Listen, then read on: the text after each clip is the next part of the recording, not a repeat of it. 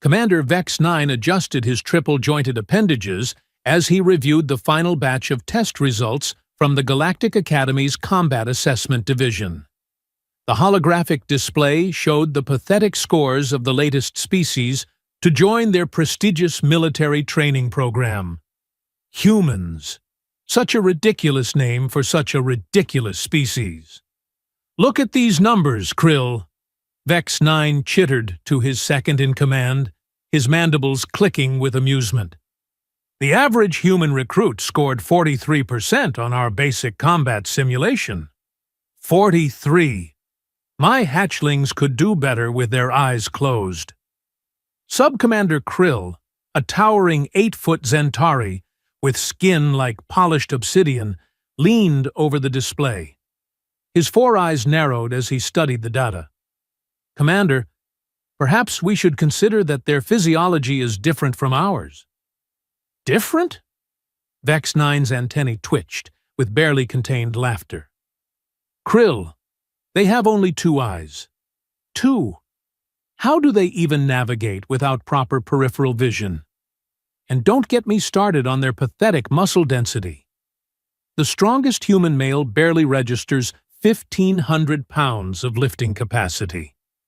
My grandmother lifts more than that, and she's been dead for 30 cycles." The testing facility hummed with activity around them.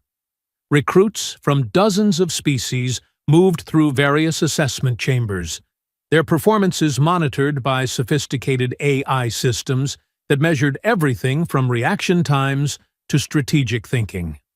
The Galactic Academy had been testing potential military recruits for over 2,000 years, and their methods were considered the gold standard across 17 star systems.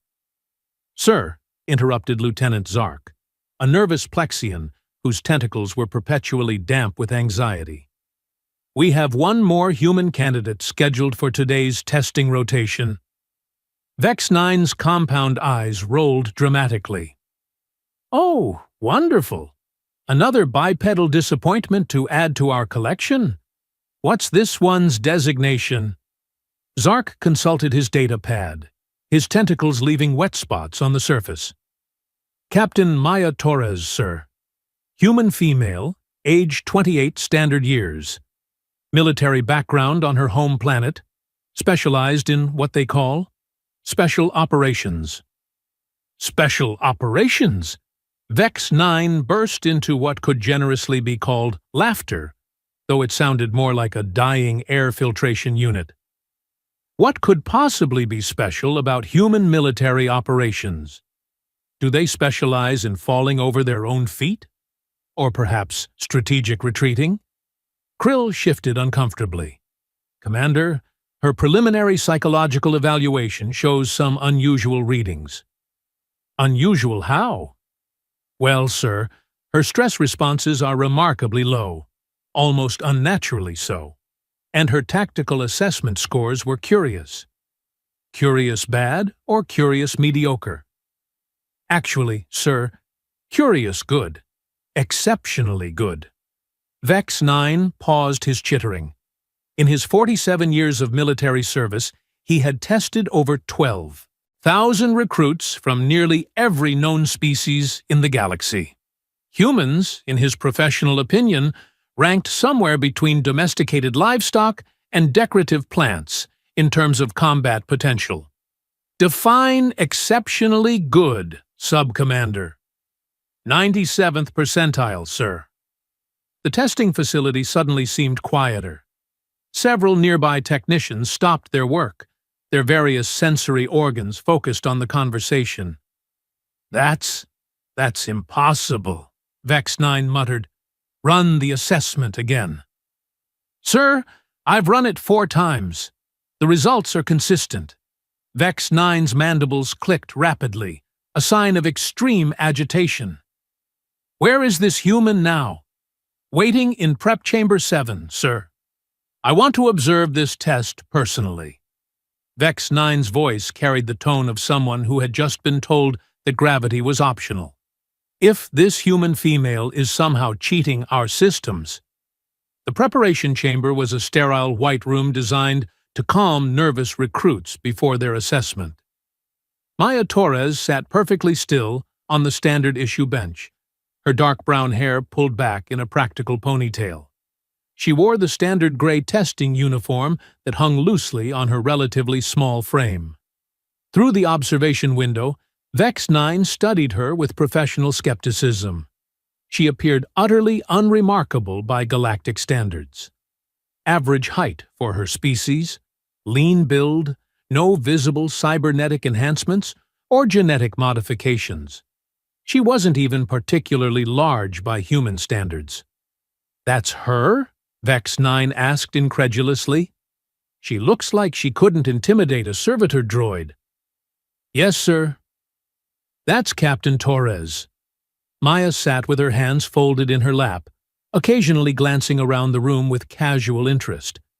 Her breathing was steady, heart rate normal according to the biometric sensors. Most recruits at this stage showed elevated stress hormones and increased neural activity. Maya Torres registered as calm as someone waiting for public transportation. "Has she been sedated?" Vex 9 inquired. "No, sir. All medical scans show normal baseline readings for her species." "Then why isn't she nervous?" "Every recruit is nervous before the combat assessment. Every single one." Lieutenant Zark tentatively raised a damp tentacle. "Sir, perhaps humans simply don't understand what they're about to face." "Oh, they understand," Krill interjected. "We showed her the same orientation video we show everyone. Full combat simulation, adaptive AI opponents, escalating difficulty levels." She watched the whole thing without even blinking. Vex 9's antennae drooped slightly. Something about this situation felt wrong, though he couldn't identify exactly what. In his experience, there were two types of recruits who showed no pre-test anxiety: complete idiots who didn't comprehend the danger, and absolute professionals who had seen worse. What did she say after watching the orientation? She asked if the simulation included environmental hazards. "Environmental hazards?" "Yes, sir. When we explained that the combat simulation focuses primarily on opponent engagement, she seemed disappointed."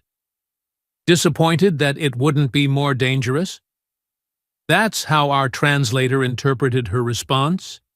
"Yes." Vex 9 stared through the observation window at the human female.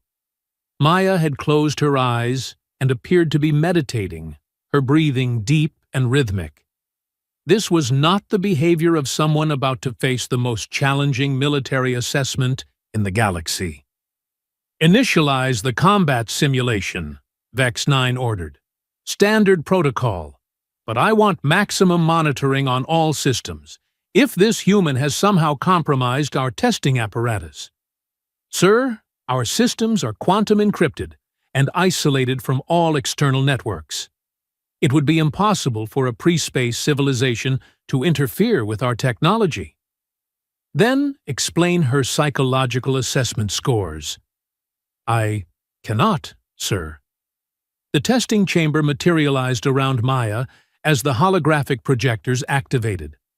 The environment was a standard urban combat zone: destroyed buildings, debris-filled streets, multiple levels and angles of attack.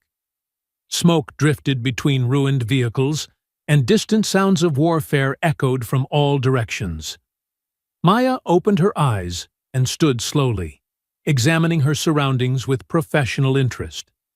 The standard-issue plasma rifle materialized in her hands, along with basic armor and tactical equipment.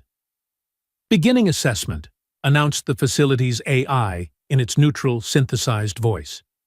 "Objective: eliminate all hostile targets. Survive for 15 minutes. Assessment difficulty will increase based on performance." The first wave of holographic enemies materialized at the far end of the street. They were basic infantry units, the kind most recruits struggled with during their initial minutes of panic and disorientation. Maya raised the plasma rifle, sighted down the barrel, and began firing. What happened next would be discussed in military academies across the galaxy for the next 100 years. The first hostile dropped with a perfect headshot before it could even raise its weapon. The second fell an instant later, followed by the third, fourth, and fifth in rapid succession. Maya moved through the urban environment like liquid mercury, flowing from cover to cover with an efficiency that seemed to violate basic physics. "What's her hit percentage?" Vex 9 asked, his voice barely above a whisper. 100%, sir." "That's impossible. The simulation has built-in accuracy penalties for rapid fire and movement." "Yes, sir. She's compensating for them." "How can she compensate for variables she doesn't know exist?" "Unknown, sir." Wave 2 materialized. Armored hostiles with energy shields and heavy weapons. Maya immediately switched tactics, using the environment to create ricochet shots that bypassed shield generators. 3 targets eliminated in under 30 seconds. Her tactical adaptability rating is off our measurement scale, reported Technician Grix from his monitoring station. "What do you mean, off the scale?" "Sir, our systems are designed to measure tactical thinking up to genius level for most known species. She's operating beyond our parameters." Wave 3, aerial units with unpredictable flight patterns. Maya disappeared into a ruined building and emerged on the roof 60 seconds later with an improvised sniper position. All aerial targets eliminated with precision shots to critical systems. "Time elapsed?" Vex 9 asked. 7 minutes, 43 seconds, sir." "She's not even halfway through, and she's already exceeded the performance of our top graduates." Wave 4 materialized. Advanced combat mechs with adaptive armor and predictive targeting systems. These were designed to challenge even experienced military veterans from advanced civilizations. Maya studied them for approximately 3 seconds, then began moving in a pattern that made absolutely no tactical sense. She ran directly at the mechs, zigzagging in what appeared to be random directions. "She's lost her mind," Vex 9 muttered, finally cracking under pressure. The mechs opened fire with devastating energy weapons that should have reduced her to constituent atoms. Every shot missed. Not by accident, not by luck, but because Maya was somehow calculating their targeting algorithms in real time and staying precisely where their weapons couldn't track. She reached the first mech, leaped impossible high for human physiology, and landed on its sensor array. 3 precise shots to critical joints, and the mech collapsed. She used the falling debris as cover to reach the second unit. "How is she predicting their targeting patterns?" Krill asked. "She's not predicting them," whispered Technician Grix. "She's calculating them. In her head, while running, while being shot at. That's impossible. These mechs use quantum probability targeting matrices. You'd need a computer the size of a building to—" "Sir," interrupted Lieutenant Zark, What if she doesn't need a computer?" The 5th wave materialized before Maya had finished with the 4th. Elite assault units with cloaking technology and molecular disruption weapons. Equipment that most species required decades of technological development to counter. Maya paused for exactly 2 seconds, tilted her head slightly as if listening to something, then smiled. It was not a pleasant smile. She began moving through the combat zone like a force of nature. Cloaked enemies were located and eliminated before they could decloak. Molecular weapons were dodged or their wielders eliminated before they could fire. She seemed to know where every enemy was, what they were planning, and exactly how to counter their tactics. "Computer," Vex 9 called out. "Increase difficulty to maximum." "Sir, maximum difficulty is reserved for final-year advanced students. This recruit is. Increase difficulty to maximum." Now. The final wave materialized, a single opponent, a holographic recreation of Grand Marshal Thex Prime, the legendary military commander whose tactical genius had won the sector wars. The simulation included his complete strategic database, adaptive learning protocols, and access to every weapon system in the galactic arsenal. Maya looked at her final opponent and laughed. Actually laughed. "She's laughing," Vex 9 said flatly. "Yes, sir." "At Grand Marshal Thex Prime." "Yes, sir." "The most feared military commander in galactic history." "Yes, sir." Maya Torres, human female from a pre-space civilization, raised her plasma rifle and did something that would be studied by military historians for generations. She defeated Grand Marshal Thex Prime in single combat in under 4 minutes. Not through superior firepower, not through advanced technology, through pure, impossible tactical brilliance that seemed to operate on principles that the galaxy's finest military minds couldn't begin to understand. When the simulation ended, Maya lowered her weapon and looked directly at the observation window. Somehow, impossibly, she could see through the one-way barrier. She waved casually at the stunned alien officers. "Final time?" Vex 9 asked weakly. 14 minutes, 57 seconds, sir? Accuracy rating? Perfect, sir. Tactical assessment? The computer says, impossible. What does that mean? It means our systems don't have words for what we just witnessed. Vex 9 stared at the human female who was now stretching casually in the testing chamber. Everything he thought he knew about human limitations had just been reduced to smoking ruins. "Get me a priority communication with High Command," he ordered. "We have a problem." "A big problem." "What kind of problem, sir?" "The kind where we might have severely underestimated an entire species." High Command's response arrived within 6 standard hours, delivered by Fleet Admiral Korth Rex himself aboard the flagship Dominion's Edge. The massive Hegemarch stood nearly 12 feet tall, his ceremonial battle armor gleaming under the station's artificial lighting. Behind him marched a full honor guard of the galaxy's most elite warriors. "Commander Vex 9," Admiral Korth Rex's voice rumbled like distant thunder. "Show me this human." They found Maya in the station's recreation area, calmly eating what appeared to be a sandwich while reading a digital tablet. She had changed out of her testing uniform into casual civilian clothes, simple blue pants, and a white shirt that somehow made her look even more unremarkable. "That's her?" Admiral Korth Rex asked, his 6 eyes focusing on the small figure. "She looks like maintenance personnel." "Yes, sir. Captain Maya Torres." "And you're certain our systems weren't compromised?" "Completely certain, sir. We've run diagnostics 17 times. Every system functioned perfectly." Admiral Korth Rex studied Maya through the observation portal. She had finished her meal and was now apparently playing some sort of simple puzzle game on her tablet, occasionally glancing around the room with mild curiosity. "Has she made any requests? Demands? Threats?" "None, sir."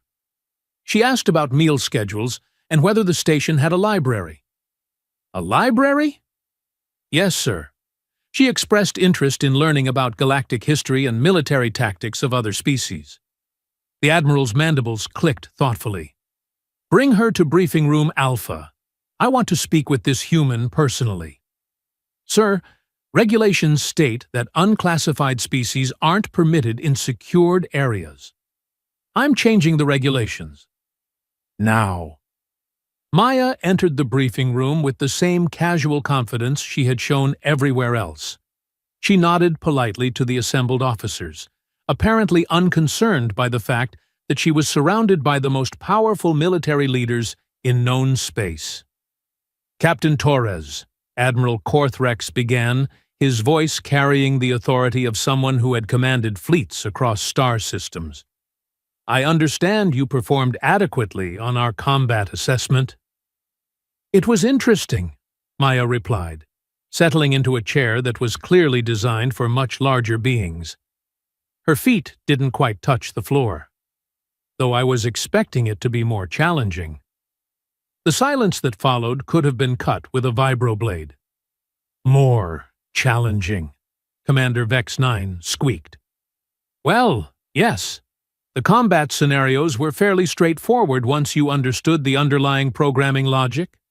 The AI opponents used predictable pattern matrices, and the environmental hazards were limited to basic physics. I was hoping for something more creative." Lieutenant Zark's tentacles began leaking stress fluid onto the conference table. "Captain Torres," Admiral Korth Rex said slowly, "you do realize that you just defeated the most advanced military simulation in galactic history? That holographic recreation of Grand Marshal Thex Prime has never been beaten by any recruit. Ever."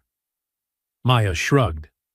"He was good, but he relied too heavily on conventional tactical doctrine.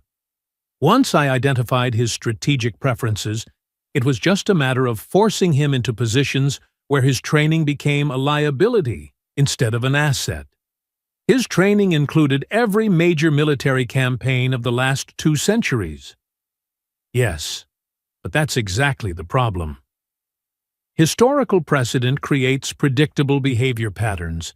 He kept trying to apply solutions that had worked in previous conflicts instead of adapting to the unique circumstances of our engagement." Sub-Commander Krill leaned forward.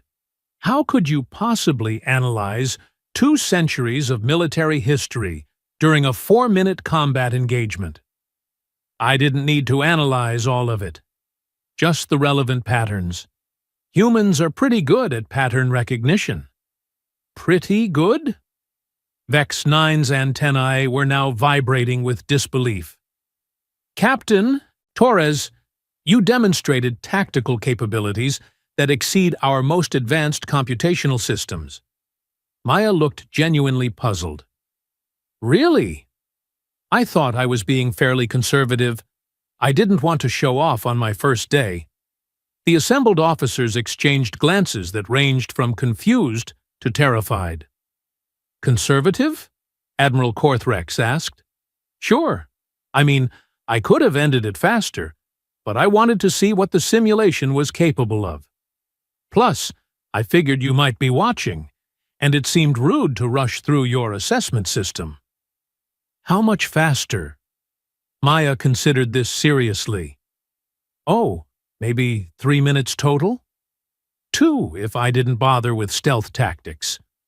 Technician Grix, who had been monitoring the conversation from his station, suddenly spoke up. "Sir, her biometric readings show no signs of deception. She's telling the truth." "That's impossible," Admiral Korth Rex muttered. "With respect, sir," Maya said politely, "why does everyone keep saying that? Nothing I did was particularly complicated. Your species clearly have the technology and intelligence to create these systems. Why is it impossible that someone might be able to beat them?" "Because," Vex 9 explained, "that simulation represents the combined military knowledge of 47 advanced civilizations refined over thousands of years. The computational power required to process those variables in real time would require artificial intelligence systems that most species don't develop for centuries." "Oh," Maya nodded thoughtfully. "I see the confusion now." "You do? You're assuming I was using computational processing." The briefing room fell silent except for the hum of life support systems. "What were you using?" Admiral Korth Rex asked. "Intuition, mostly. Pattern recognition. A little bit of game theory. Standard human cognitive functions, really." "Standard?" "Well, I suppose I've had more practice than most. Military training, you know. but any reasonably experienced human soldier should be able to handle those scenarios without too much trouble. Lieutenant Zark made a sound like a deflating balloon. Captain Torres, Admiral Korthrex said carefully, how many humans possess these standard cognitive functions? All of them, I assume? I mean, that's kind of how human brains work. Pattern recognition, adaptive problem solving, intuitive tactical assessment. Pretty basic stuff. All humans can do what you just did? Well, not everyone's had military training, so probably not to the same degree. But the underlying cognitive architecture is the same across our species. Commander Vex 9 was now making soft, chittering sounds that indicated extreme psychological distress. Captain Torres, Admiral Korthrex continued, what is the approximate military population of your home planet? Active military? Maybe 20 million or so, but that doesn't include reserves, veterans, police forces, private security, or anyone with combat-relevant training. If you're talking about people who could potentially perform military functions, probably closer to 200 million. 200 million humans with combat capabilities equivalent to what we just witnessed? Oh, probably better in many cases. I've been out of active service for a few years. I'm probably a bit rusty. The Admiral stood up abruptly, his ceremonial armor clanking. Emergency session. All department heads. Now. As the alien officers filed out of the briefing room in various states of panic, Maya called after them, should I wait here? I'm happy to answer more questions if it would help. The door sealed with a definitive hiss, leaving Maya alone in the briefing room. She pulled out her tablet and resumed her puzzle game. In the adjacent secure conference room, the most powerful military leaders in the galaxy were having what could generously be described as a collective nervous breakdown. 200 million, Admiral Korthrex repeated. 200 million individuals with capabilities that exceed our best graduates. Sir, Subcommander Krill said hesitantly, perhaps she's exaggerating. Surely not all humans can. Her psychological profile shows no tendency toward deception or boastfulness. If anything, she appears to be understating her capabilities. Understating? She claimed she was being conservative, that she could have completed the assessment in 2 minutes instead of 15. Commander Vex 9 had stopped chittering and was now staring blankly at the wall. We've made a terrible mistake. What kind of mistake? We classified humans as a pre-space civilization. Minimal threat level. We've been treating them as potential clients or subjects for integration into the lower levels of galactic society. That was the correct assessment based on their technological development. Was it? Vex 9 turned to face the Admiral. Sir, what if we've been measuring the wrong things? What if technological advancement isn't the primary indicator of military capability? That's absurd. Technology determines combat effectiveness. It always has. Does it? Captain Torres just defeated our most advanced systems using what she described as intuition and pattern recognition. No advanced technology, no cybernetic enhancement, no artificial intelligence support, just human cognitive function. Admiral Korthrex's 6 eyes narrowed. You're suggesting that humans represent a military threat despite their primitive technology? I'm suggesting that maybe their technology isn't as primitive as we thought. Maybe they just developed differently. Technician Grix looked up from his monitoring station. Sir, I've been analyzing the captain's performance data. There's something else you should know. What? She wasn't trying. Explain. Her biometric readings during the assessment. Heart rate, stress hormones, neural activity. She was operating at approximately 30% of her physiological capacity. The room fell silent. 30%? Admiral Korth-Rex asked weakly. Yes, sir. She was treating the entire assessment as a mild recreational activity. And she still achieved perfect scores. Yes, sir. Admiral Korth-Rex sat down heavily in his command chair. Get me a direct communication with the Galactic Council. Priority Alpha. Sir, what should I tell them? Tell them we have a situation. Tell them that our threat assessments for the Sol system need immediate revision. What kind of revision, sir? The kind where we go from potential trading partners to species of extreme strategic concern. You want to classify humans as hostile? I want to classify them as unknown, which, in military terms, is far more dangerous than hostile. Lieutenant Zark tentatively raised a damp tentacle. Sir, what about Captain Torres? What do we do with her? Admiral Korth-Rex considered this. We treat her very, very carefully, and we learn everything we can about her species before they learn too much about us. Sir, is it possible that she's an exceptional individual? That most humans aren't capable of? Lieutenant, the Admiral interrupted, in my experience, when a species produces individuals with capabilities that seem impossible, it usually means that your understanding of possible is inadequate.